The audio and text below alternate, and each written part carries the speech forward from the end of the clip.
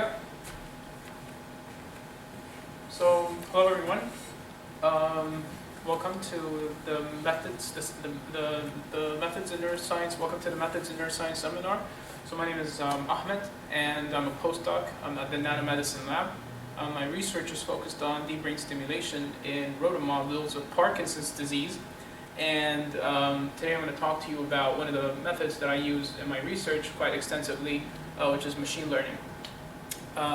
So here's an overview of what we're going to quickly discuss today. I'll give a high-level overview of what machine learning is, and then I'll give kind of practical examples of how machine learning can be very useful for neuroscientists, in the sense that it can help you glean and gain insights from your data. And lastly, I'm going to talk briefly about some of the resources, mention some of the resources that could be useful for people who are interested in starting out but don't know how to get started, who are interested in machine learning but not really quite sure how to get started. Alright, so I got a couple of questions for the audience. How many people here know what a linear regression model is? Alright. So how many people here know how to code? It's okay. And how many people here don't know how to code but want to learn how to code? Right, okay. By show of hands, right, that's fine. Alright, so let's get down to it. So what is machine learning? So simply, machine learning is the field of using data to build and train models, and then using these models to learn some rule that can help you predict one variable from the other, right? And it's usually used in a realm where you have large amounts of data. So if you're working with thousands of neurons, thousands of observational units, what have you. So really, the simplest statistical model we can talk about is linear regression, right? And I'm pretty sure most of you are familiar with linear regression. So let's say if you go out and do an experiment. Usually you have your x, which is the independent variable. That's the variable you manipulate in your experiment. You have your y, which is your outcome measure. When you do your experiment, at the end you scatter these two against each other to see what kind of trend emerges from this cloud of points, and then maybe you would go a little bit further and try to fit up a straight line through this cloud to kind of see what kind of trends emerge. So this is usually the equation for a linear model. You have your dependent variable, which is y. You have your independent variable, which is x.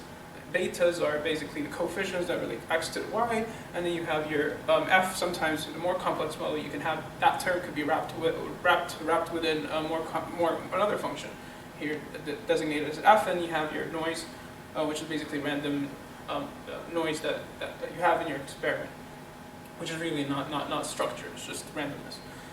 So how can we, so we're all familiar, we've done this before, I'm pretty sure most of you have done this before in trying to study correlation to see how, two factors kind of, co-vary, so whether they increase together, they decrease together, or maybe they're not related at all, right? So how can we phrase this problem as a machine learning problem, right? So the first thing you have to do is split your data, right? So usually in machine learning, what people do is that they use 80% of their data set to train and build the model, and they keep the remaining 20% for validation and testing, right?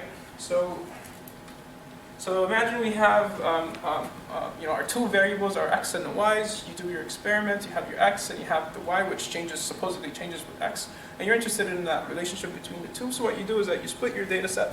You use the bulk of your data, about 80%, to train the model. Once you train the model, you actually find out values for what the parameters are. Once you learn that model, you can then plug in the x, all right, and then compute the predicted y, which is shown here in green. And then basically you measure the accuracy or the performance of that model by comparing the predicted with the true y values, right? And obviously, if you're way off, then you have to go back, probably tweak some factors, maybe add more variables. If the model works from the first time, then you're good to go. So how can this be used in neuroscience? So an important class of models which are related to linear regression models are models called general linear models. And these are particularly very powerful tools for decoding So I think, in my opinion, decoding is one of the most powerful tools available for neuroscientists to understand the brain.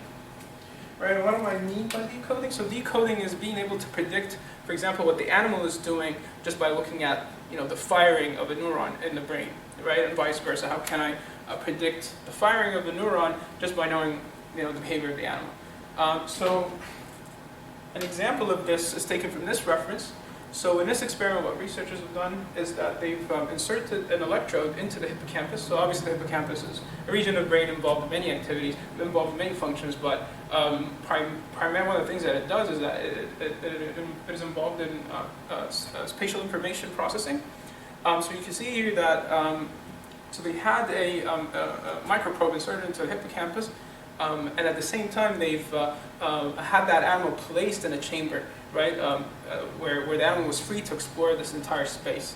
And you can see here that the trace in blue maps out the trajectory of the rat as it was exploring that space, and laid on top of that, these points correspond to the spike times of a neuron that was being recorded from in the hippocampus. And you can see that this neuron actually encodes space because it preferentially fires when the animal is kind of in the lower, lower left quadrant of this space. So again, this is a neuron that can tell you where the animal is, right? So that is very powerful.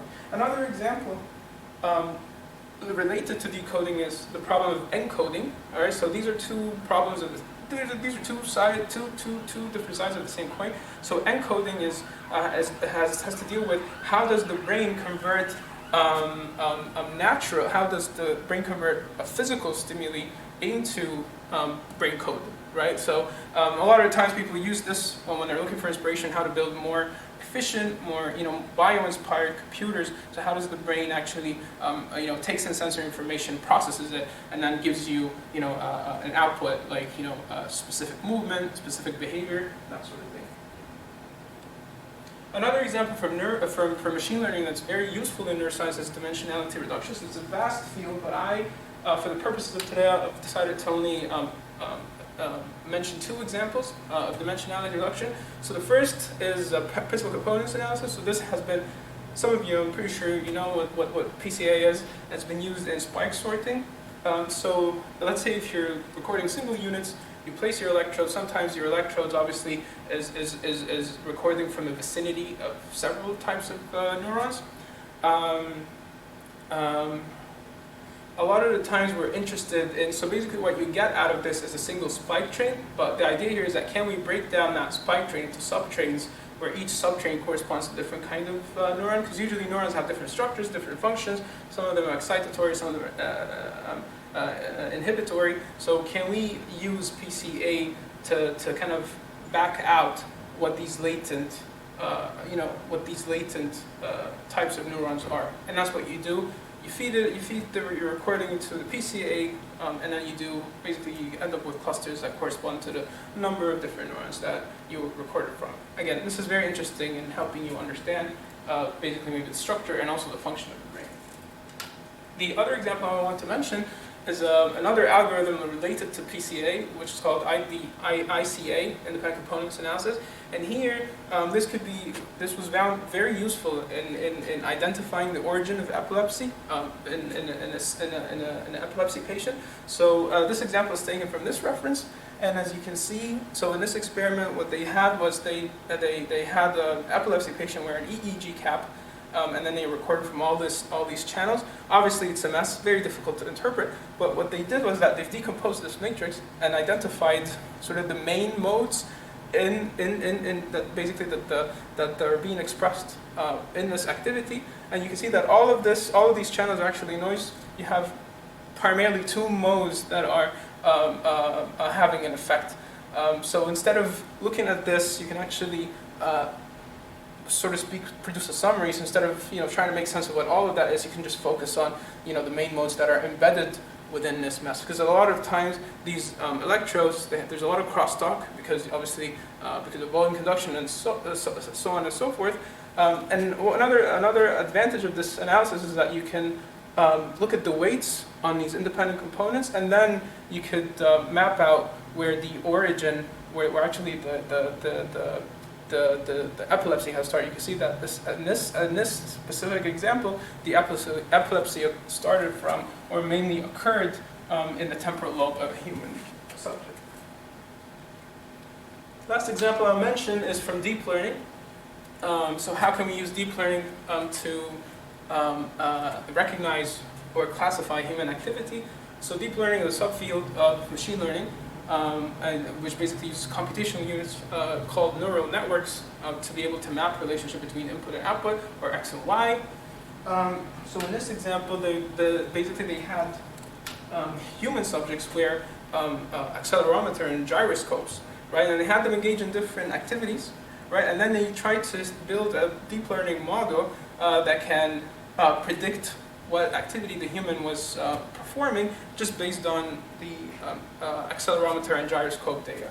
So again, another example of this, again, this is just one of the many applications, obviously that are very difficult to cover in one session, but so basically that's it. If you guys are interested in collaborating in the kind of the neural data modeling or analysis space, if you have neural data that you really don't know what to do with, you can always reach out, drop me an email.